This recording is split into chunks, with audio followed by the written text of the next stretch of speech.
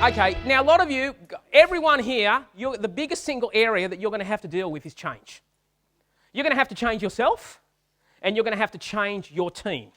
You're going to have to change your suppliers, and you're going to have to change your customers. So this is an amazing concept. And recently I was doing some study, because I tend to read a lot. I read a ferocious amount.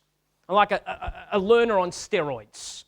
And I want to give you the top 10 reasons why people resist change. Because your role in being brilliant at persuasion is to break this. Number 1 reason, number 10 reason, we're going down, so we're starting from the top 10. Number 10 is they're too satisfied with their current position. If you want to make people change, you have to make them dissatisfied with their current situation. How do you make people dissatisfied? One technique. Ari knows this. How do you make people dissatisfied?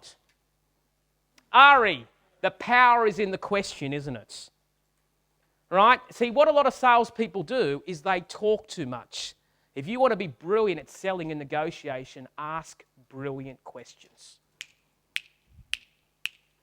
You ask questions, you make people dissatisfied with their current situation because you bring them from the darkness to the light. And when they're in the light, they're dissatisfied with their current situation because you have just exposed it.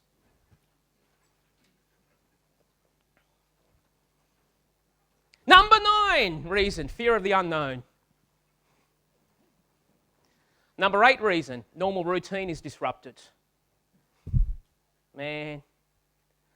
Number 7, not my idea. Well, okay, number 8, normal routine is disrupted. Number 7, have a look at this one. Not my idea. Here is the key. It doesn't have to be your idea. Steer them. Here's what I do. By asking questions, they come to the revelation. As soon as they come to the revelation, there comes a conviction. When it's their idea, they actually do it. That's why if you want to be brilliant at working with teams, don't tell them what to do. Steer them. Get it their idea. Say, you've got it. That is an amazing insight. Because once it's their idea, they get convicted to it. It's called congruency. What they say they must do. Now, I've seen a lot of bosses, they're not leaders, they're bosses. They tell people what to do. Leaders steer people. They direct them, they guide them, they empower them, they encourage them, and they impact them. That's how you create a championship team. Number 6, fear of failure.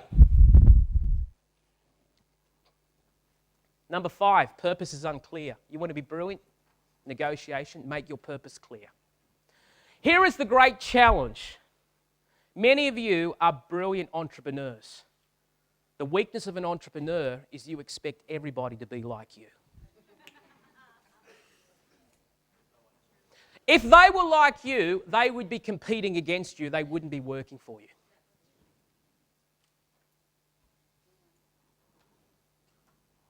They lose something of value because of the change. It's the key.